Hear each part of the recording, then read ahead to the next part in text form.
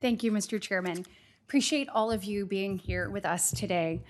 I will be the first one to say that I think we can all agree that any practices of deceptive price gouging or intentionally misleading of consumers or elsewhere are completely and totally unacceptable. But we already have laws in place to prevent and enforce against that. What we're here to discuss today is a separate matter. The fact is that businesses, just like families in Alabama and in Ohio, Mr. Chairman, all across our country are having to rethink and adjust their spending patterns to adapt to the current economic circumstances. Circumstances that are driven by persistent high inflation that we've experienced over the last 3 years. Those circumstances have wreaked havoc on businesses, especially the local Main Street establishments that make up the economic heartbeat of their communities and our nation. Core material costs have risen since 2021, and overhead costs in things like utilities and, as you just mentioned, rent and interest have also gone up significantly. Plus, packaging costs for products are up 40%, and domestic shipping costs are up over 20% since 2021. Businesses of all sizes are having to make changes in response to those increased costs just to stay afloat and serve their customers.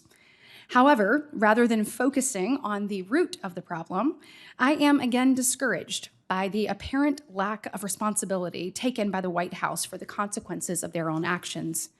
Instead of changing policies, this administration has chosen to change its messaging.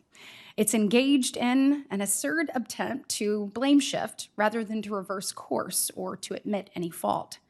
Across the board, Americans' finances are being decimated from this administration's policies.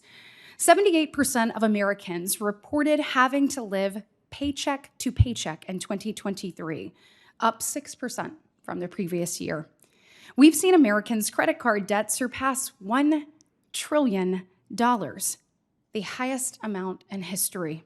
We've seen families that have witnessed mortgage rates double, putting American dream of home ownership, which we know is something that so many people strive for, out of reach.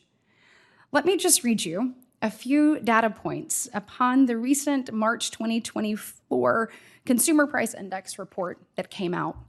Compared to January 2021, the average Alabama household is paying $918 more per month to purchase the same basket of food and services. Spending is up $133 more per month when it comes to actually going to get something to eat. Spending is up $162 more on shelter, and spending is up $249 more a month on transportation. I want to emphasize this. Cumulatively, the average Alabama household has spent $20,297 more due to inflation since January of 2021. The biggest issue impacting consumers today is not that they have less Fritos in the bag. It's that they have less money in their pocket. You mentioned, Mrs. Schrager, in your testimony, you said, quote, "History has shown that misguided diagnosis of a problem and then implementing this misguided policy will actually create more harm for American households." I fully agree with you. During the pandemic, we saw the Federal Reserve purchase trillions of dollars in Treasury securities, to which initially contributed to inflation. But by the pandemic, while it's long over, as you mentioned, monetary policy has become more restrictive. White House officials then routinely mischaracterized the high inflationary environment as transitory, spurring the administration to pass unprecedented levels of spending when the economy simply wasn't ready. Mrs. Schrager, in your testimony, you also refer to a, quote, "loose fiscal policy." And with continued spending and government subsidies towards things like clean energy programs and so-called loan forgiveness.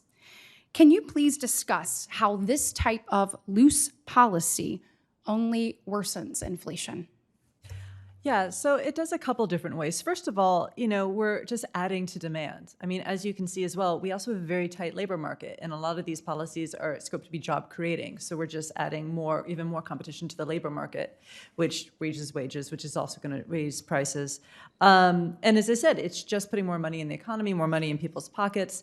But I think also there's more economic research and sort of a burgeoning consensus that just increasing the debt also increases inflation because and people anticipate that eventually this debt will have to be paid off, higher interest rates, and that also will increase inflation. Absolutely. We have about 72% of our spending is mandatory spending, and that continues to grow.